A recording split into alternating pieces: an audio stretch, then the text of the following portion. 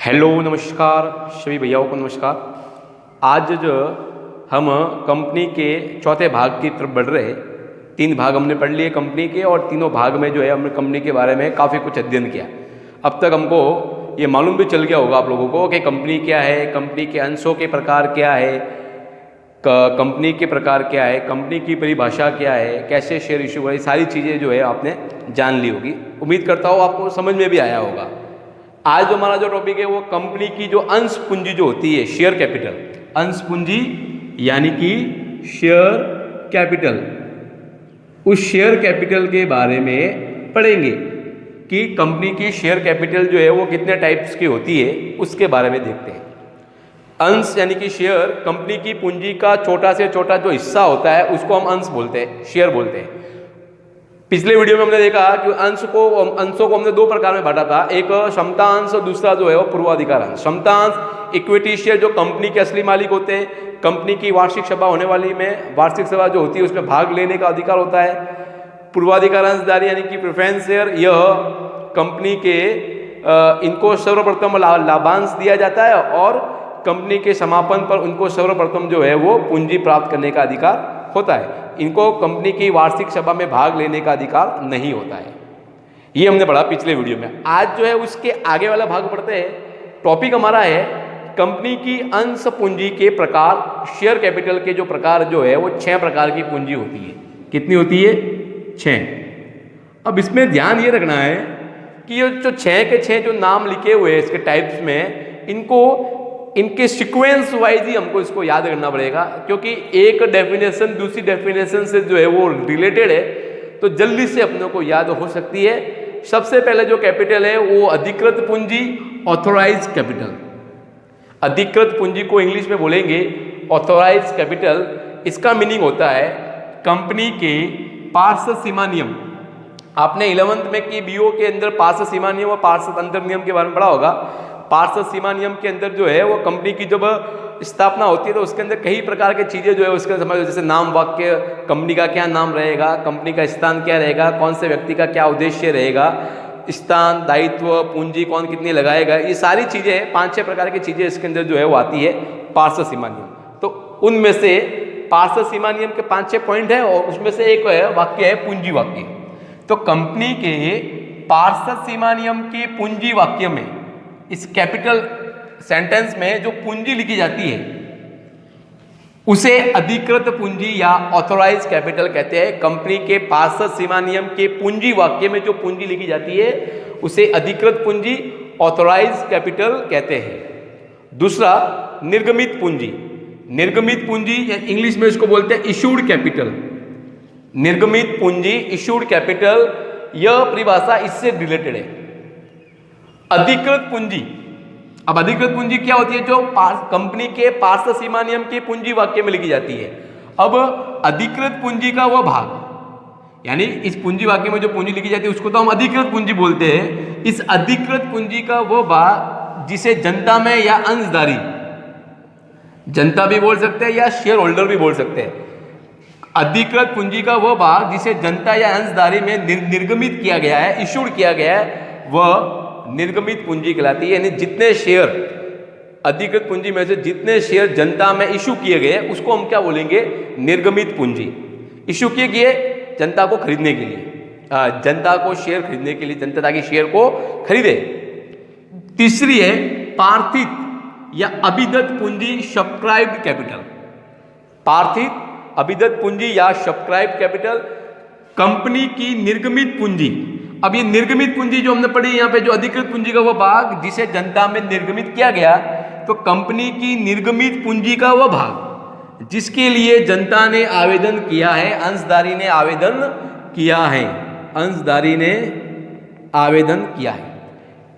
Company की निर्गमित पूंजी का वह भाग जिसके लिए जनता ने आवेदन किया, यानी पहले कंपनी ने शेयर इशू किए मार्केट के अंदर, अब जनता क्या कर रही है, यानी कि शेयर होल्डर जो है वह आवेदन कर रही है वो शेयरों को खरीदने के लिए। चौथी, मांगी गई पूंजी, कॉल्ड ऑफ कैपिटल। मांगी गई पूंजी, कॉल्ड ऑफ कैपिटल, यह पूंजी इससे रिलेटेड होगी, यानी इसके जस्ट पहले वाली पूंजी के आधार पर है। पार्थित पूंजी यानी कि सब्सक्राइब कैपिटल का वो भाग, सारी डेफिनेशन एक दूसरे से रिलेटेड है, इसलिए ध्यान से देखेंगे। पार्थिव पूंजी, पार्थिव पूंजी का मतलब होता है निर्गमित पूंजी का वो भाग जिसके लिए जनता ने आवेदन किया, और पार्थिव पूंजी का वो भाग जो कंपनी द्वारा जनता में मांगा जा चुका है, यानी कंपनी ने जो शेयर इशू किए वो तो निर्गमित पूंजी, जनता ने आवेदन किया वो पार्थिव पूंजी। अब पार्थिव पूंजी का वो भाग जो कंपनी द्वारा जनता में मांगा जा चुका है, यानी अब कंपनी उस शेयरों का पैसे मांगेगी तो उसको हम बोलेंगे मांगी गई पूंजी, कॉल्ड अप कैपिटल बोलेंगे। पदत पूंजी, पेड अप कैपिटल। पदत पूंजी का मतलब होता है पेड अप कैपिटल, जैसा कि हमने पहले परिभाषा पढ़ी वैसी है ये भी मांगी गई पूंजी का वो भाग। तो मांगी गई पूंजी हमने ये पढ़ी, और इसकी परिभाषा ये है कि पार्थिव पूंजी का वो भाग जो कंपनी द्वारा जनता में मांगा जा चुका है, और पदत पूंजी यानी कि पेड अप कैपिटल, चुकता पूंजी भी इसको बोलते हैं। मांगी गई पूंजी का वह भाग जो जनता या अंशधारी द्वारा कंपनी को भुगतान किया गया। पहले कंपनी ने पैसे मांगे शेयरों के, अब जनता ने क्या किया, उस कंपनी के शेयरों का जो है वो भुगतान किया, उसको हम क्या बोलेंगे, पदत पूंजी। ये 5 प्रकार की पूंजी होती है, और एक अलग से पूंजी पढ़ेंगे संचित पूंजी। इन 5 परिभाषाओं का एक दूसरे से रिलेटेड है। संचित पूंजी जो है, रिजर्व कैपिटल जो है वो अलग से पढ़ेंगे इसको, और इसकी परिभाषा इस प्रकार से है। कंपनी की पूंजी का वह भाग जो कंपनी यह सोचकर नहीं मांगती कि वो इसे कंपनी की आवश्यकता पड़ने पर या कंपनी के समापन हेतु मांगेगी, संचित पूंजी या रिजर्व कैपिटल कहलाती है। कंपनी क्या करती है, अपनी पूंजी का कुछ हिस्सा जो है वो नहीं मांगती है जनता से। अब इसका मतलब ये नहीं कि वो जनता से कभी भी नहीं मांगेगी, फिलहाल कंपनी को पैसों की जरूरत नहीं है, इसीलिए वो जनता से जो है वो जो अपने जो शेयर होल्डर्स है उनसे पैसा नहीं मांगती है। मतलब इसका मतलब ये होगा जब भी कंपनी को इन फ्यूचर जब आवश्यकता पड़ेगी कैपिटल की तो वो जनता से मांग लेगी, तो इसको बोलते हैं संचित पूंजी। अभी आवश्यकता नहीं है इसलिए अभी नहीं मांगेंगे, लेकिन भविष्य में आवश्यकता पड़ेगी तब भैया मांगेंगे। इस प्रकार से ये शेयर कैपिटल के टाइप से यहाँ से प्रश्न कितनी बार आ चुका है, इसलिए हमको व्यवस्थित तरीके से इसकी परिभाषा जो है वो आनी चाहिए। ज़्यादा डिटेल में नहीं पूछते, केवल परिभाषा पूछते, हमको याद होना चाहिए नेम वाइज। इसका क्रम जो है वो नहीं तोड़ना अपने को। अधिकृत पूंजी, निर्गमित पूंजी, पार्थिव पूंजी, मांगी गई पूंजी, पदत पूंजी और संचित पूंजी, ऐसा पूंजी जो है ये सब जो है पूंजी के बारे में बताया। तो ये कंपनी का थ्योरेटिकल जो भाग जो था उसमें से काफ़ी कुछ हो गया। अब जो हम पढ़ रहे हैं वो कंपनी की जनरल एंट्रियों के बारे में पढ़ते हैं कि कंपनी की जनरल एंट्रियाँ किस प्रकार से है। तो अभी हम पढ़ते हैं अंशों का निर्गमन, issue of share. General entry पढ़ रहे हैं, प्रैक्टिकल भाग। थ्योरेटिकल भाग काफ़ी कुछ हो गया हमारा, आगे जब पढ़ेंगे थ्योरी तो और देखेंगे, प्रैक्टिकल के साथ भी पढ़ेंगे। तो अब टॉपिक जो है बहुत ही इंपॉर्टेंट टॉपिक है, जहाँ से प्रश्न 100% बनते हैं, और यही चैप्टर का सबसे मेन भाग है। अंशों का निर्गमन 2 प्रकार से इसके अंदर एंट्री बनती है। एक तो रोकड़ कहते हैं, यानी कैश को छोड़कर किसी अन्य प्रतिफल के लिए, जैसे कंपनी द्वारा किसी व्यवसाय या संपत्ति को क्रय कर लिया उधार के अंदर और बदले में क्या दिया गया, शेयर दिए गए। और दूसरा जो है कैश के लिए, अब कैश के लिए यहाँ पर जो है वो यानी कैश देकर जो है वो शेयरों को इशू किया गया। यहाँ 2 प्रकार से है, सम मूल्य पर और प्रीमियम पर। अब बात करते हैं सम मूल्य।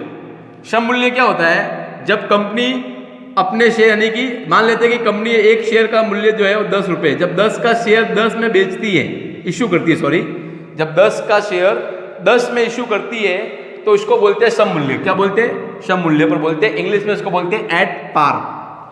10 का शेयर 10 में इशू करना सम मूल्य कहलाता है। प्रीमियम का मतलब होता है जब 10 का शेयर 12 में दिया जाता है, जब 10 रुपये का शेयर 12, यानी कि ये जो एक्स्ट्रा 2 रुपये जो है, ये जो एक्स्ट्रा जो 2 रुपये जो है यह प्रीमियम कहलाता है। क्या कहलाता है, प्रीमियम। और इसको बोलते हैं एट प्रीमियम बोलेंगे। क्या बोलेंगे, जब 10 का शेयर कंपनी 12 में इशू करती है जनता के में तो उसको प्रीमियम कहा जाता है। 10 का शेयर 10 में बेचते हैं तो सम मूल्य कहा जाता है। 10 का शेयर अगर 12 में बेचा जाता है तो उसको प्रीमियम कहा जाता है।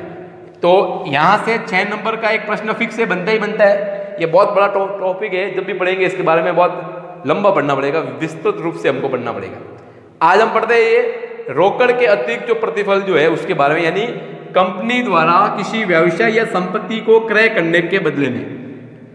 11 में हमने पढ़ा है संपत्ति को क्रय करने की एंट्री होती है assets account debit to cash account, लेकिन यहाँ पर कैश के लिए यहाँ पर जो है वो संपत्ति को उधार खरीदा गया है, तो assets account debit to vendors account. Vendor का मतलब होता है विक्रेता,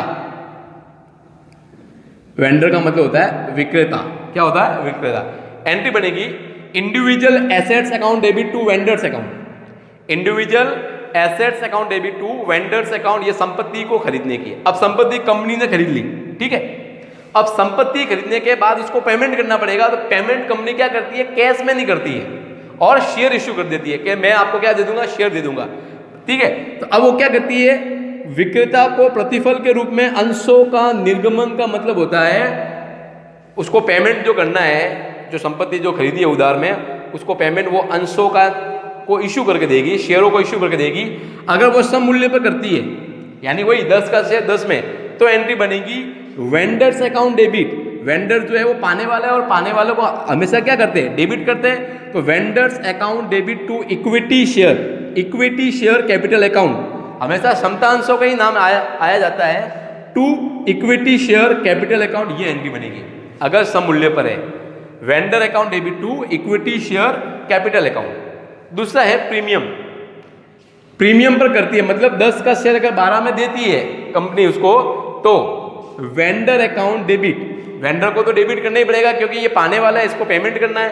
तो vendor account debit to equity share capital account. और टू सिक्योरिटी प्रीमियम, मतलब प्रतिभूति प्रीमियम खाता, एक खाता और खुलेगा प्रतिभूति प्रीमियम खाता, यानी जो एक्स्ट्रा पैसा जो लिया गया 2 रुपये, वो 2 रुपये को हमको यहाँ ट्रांसफर करना पड़ेगा, 2 यहाँ चला जाएगा और बाकी का 10 यहाँ चला जाएगा, ऐसा करके 12 रुपये का इसको शेयर इश्यू करेंगे। जब 10 का शेयर 12 जाता है उसको क्या बोलेंगे, प्रीमियम बोलेंगे। तो vendor account debit to equity share capital account to securities premium account, यह रोकड़ के अतिरिक्त जो जनरल प्रविष्टियां बनती है वो बनाएंगे। सबसे पहले एसेट्स को खरीदने की, individual assets account debit to vendors account. अब वेंडर्स को पेमेंट 2 प्रकार से किया जा सकता है, एक तो सम मूल्य पर शेयर इश्यू कर, तो एंट्री बनेगी vendor account debit to equity share capital account. दूसरी एंट्री जो बनेगी प्रीमियम पर, तो वेंडर अकाउंट डेबिट को तो करना ही पड़ेगा क्योंकि वो पाने वाला है, उसको पेमेंट करना है। Vendor account debit to equity share capital account to securities premium account, यह खाता अपने को क्रेडिट करना है। इस प्रकार से यह रोकड़ के अतिरिक्त जो है वो 3 प्रकार की एंट्रियां बनती है। इन दोनों में ऑप्शन होता है, या तो ये बनेगी या ये बनेगी, ये कि ये कॉमन बनेगी। ये अपनों को ध्यान में रखना है। एसेट्स की जगह वो एसेट्स का नाम आएगा, building account debit, furniture account debit, जो भी वो एसेट्स होगी उस एसेट्स का नाम लिखकर डेबिट करना है। धन्यवाद।